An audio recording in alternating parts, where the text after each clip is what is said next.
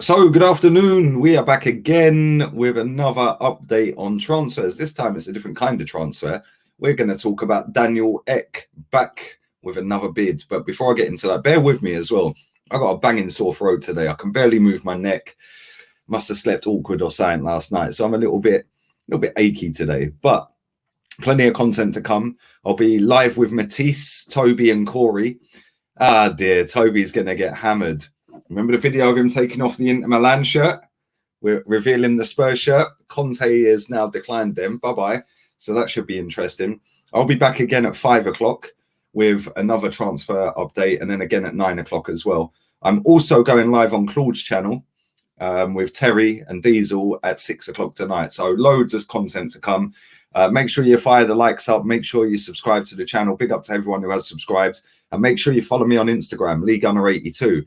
But Daniel Ek back with another bid. This time it's £2 billion. Obviously, he had a bid rejected of 1.8 billion, which, let's be real, was never going to get the football club signed over to him. The Cronkies came out and said, we don't need the money. So I'm not quite sure what he thinks another £200 million is going to do. You know, it's kind of ironic that he's doing it today, because that's the day the window opens. The transfer window is officially open. I've seen a lot of people online saying that this is now going to put pressure on the Cronkies, etc., to go and spend. Right, let me just bring a bit of realism to it. It ain't going to put no pressure on Stan Kroenke or Josh Kroenke or anyone connected to Arsenal, because at the end of the day, they have got more money, the Cronkies, than Daniel Ek. And it's basically a case of, well, this is our football club. We own the football club, and you can't buy it, because if we don't want to sell it, we ain't selling it. If we don't want to go and buy players, we're not buying players. You know, it's basically in the hands of the Cronkies to decide what they want to do.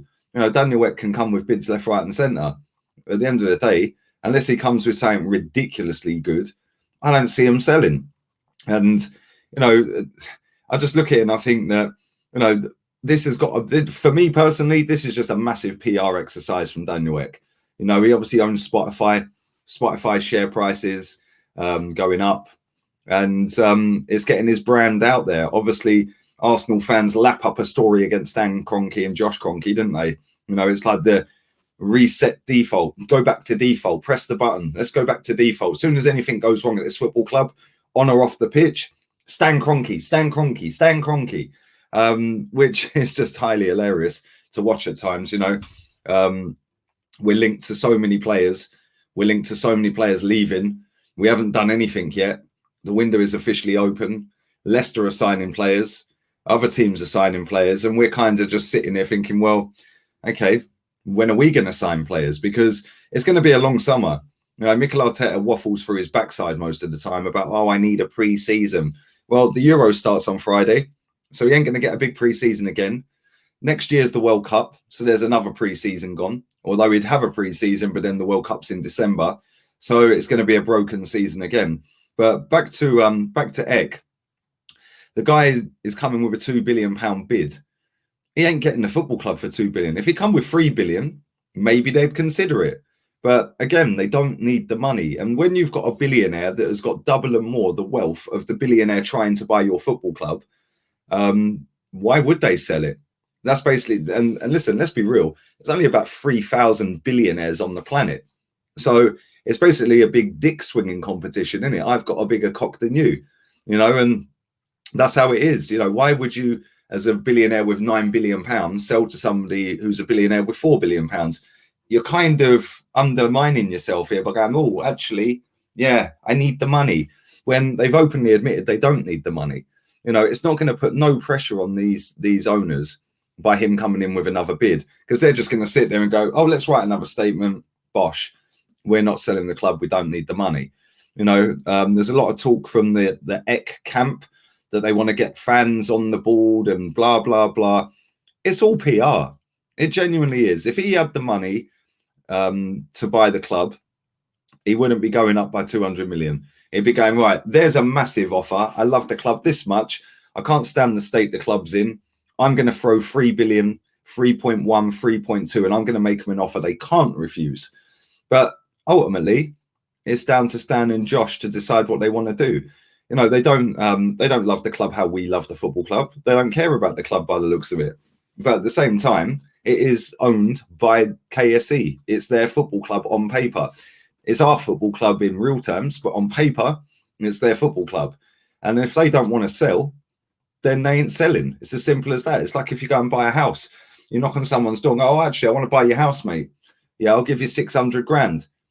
No, I don't need the money, mate. I'm happy with my house. Then you go back and knock on the door 2 days later or 2 weeks or 3 months or whatever it may be. Okay, I'll tell you what I'll do. I'll give you 800 grand. Nah, mate, don't need the money. If you go back again and knock on the door with £2.5 million, they're going to sell you the house if it's only valued at 600. So, listen, at the end of the day, there is a price they probably would sell at. It ain't £2 billion. And all of this is doing is just getting Daniel Ek's name out there. Every Arsenal fan's getting giddy about it. And furthermore, let's just have this right. Who's to say that if this guy comes in and he does buy the club, that anything's going to be any different? Because you still got to live within the rules of financial fair play. We're still skint. We're still overpay. We've still got a massive wage bill, 4th or 5th highest in the league. We've got no European football. What's that all about? Like, what makes anyone think that suddenly he's just going to whip out another load of money and go, right, let's go and buy players? You can't do that. These ain't the 2006 or 5s or whatever of Chelsea. This ain't the 2008s of Man City. This ain't the 2013s, 14s, 15s of PSG. Don't work like that anymore. You know, let's be real here. You know, it's a great story. It'll get you loads of traction. Oh, yes, he's going to buy the club. Oh, yes. Oh, Cronky, Cronky, Cronky. What a load of bollocks. At the end of the day, if people really gave a shit, that's the first time I've sworn in one of these videos, I think. if anyone really gave a crap about it, they would have all turned up at the Emirates on the protest instead of about 300 people singing, what do we think of Tottenham? So let's not kid ourselves here. It's great for it's great for Daniel Ek. It's great for all the fans that are making content off of the back of it, including me. It's going to get decent viewing figures, but I keep it real. Yeah, if people actually cared, like they all keep claiming they do on Twitter and Insta and YouTube and Facebook, well, why weren't you all at the protests then? There was 10,000 fans in that stadium. Why weren't they singing Cronky out? He was there. You know, it makes no sense to me. It's all a hype thing. You know, Cronky out is basically a hashtag on Twitter. That's all it'll ever be because our fan base is spineless and it's all about just looking good on social media. Well, I don't care about that. I care about speaking facts. They ain't selling the club for £2 billion. And on that bombshell, we're going to wrap this video up. I'll be back again with Matisse at 1 o'clock. Make sure you check that out. I'll also be back with Diesel and Terry on Claude's channel at 6 o'clock. I'll be back here at 5 o'clock with another update. I'm going to talk about Maitland-Niles in that one. And then I'll be back again at 9 o'clock. Keep it tuned. Keep it locked. Make sure you're subscribed. Make sure you're liking the content. Make sure you follow my Instagram, LeeGunner82. And don't forget,